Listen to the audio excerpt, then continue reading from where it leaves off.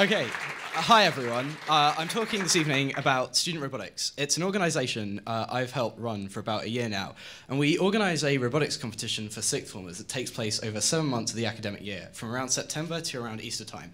And we're run entirely by university students, primarily from the universities of Southampton and Bristol, and all of these guys. And at the start of the year, we gather these sixth formers up in sort of the university, and we give them some very simple raw materials, like wood and metal. And we essentially say, go. They have to build a chassis for their robot to mount some electronics and motors and stuff on. And as part of this process, we go to the schools on a weekly basis to make sure they understand what they're doing, answer any questions they might have, and that sort of thing. This often just evolves into stopping them from arguing. Sixth formers really like to argue, really like to talk about stuff, but don't like to do the stuff so much. And on top of this, all upper sixth formers think they are smarter than all lower sixth formers, regardless. So yeah, we do that. And sort of, as I've been doing this, I've become increasingly aware that most sixth formers have little to no knowledge of how to work with raw materials, wood, and tools, and that sort of thing. And giving psychotic, hormone-crazed teenagers who want to kill each other power tools is a really good idea. So, to give some examples of mishaps that have occurred, aren't necessarily dangerous, and, oh, I'm not health and safety responsible. So, what happens is, this person was trying to just kind of drill a hole through the wooden base of their robot, sort of similar to this one. And what happened was he was drilling it backwards. And if you run a power drill backwards, it can't go through wood. Except he was just pushing and pushing and pushing. And he managed to basically friction burn his way through, which I think is really seriously impressive.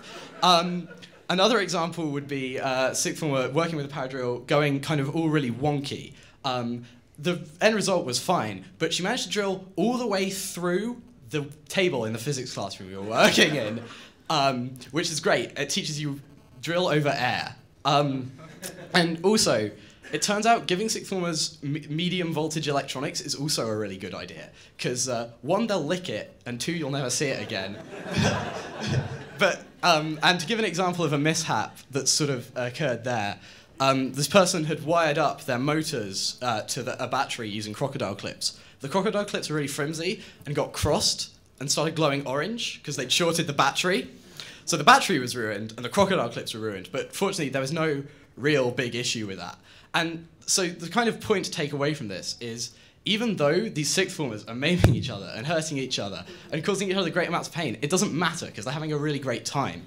And I think that's because it's something they've never done before, and so they're enjoying the new stuff they're learning. We don't let them use remote controls in their robot. They have to program them. And the reason for that is that we think remote controls are boring and too easy. And there's also sort of, sixth formers are increasingly surrounded by more and more technology. So computers, phones, gaming consoles, just everywhere. It's all around them. And, I think learning about this stuff at that stage in their life, when they're already soaking in so much extra stuff, is a really, really good idea. Because if you're not kind of up with modern technology, and as it evolves faster and faster and faster, you're going to fall behind the curve. And that would be really bad. And so when they come in, they are actually quite ignorant of electronics and programming and that sort of thing. But when they come out, if they're not these perfect technological geniuses, then they're at least able to work within a subset of, interesting programming and stuff, and they're able to reconfigure and reprogram their robots really fast. And I think that's really interesting to watch, because programming is hard, especially if you're picking it up for the first time.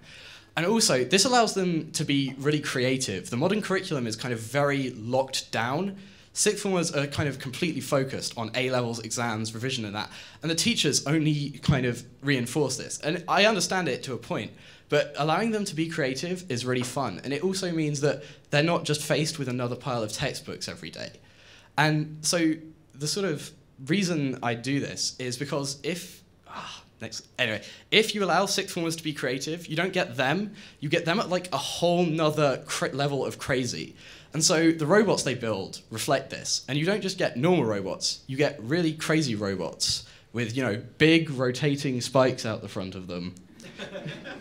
Yeah, and this guy was seriously fun to watch. I mean, those spikes were going around really fast. He was picking up blocks. It was great. And I think that a sixth former can build this in 7 months and have fun whilst doing it is a really, really great and fun idea. And that's why I'm doing what I'm doing. Thanks.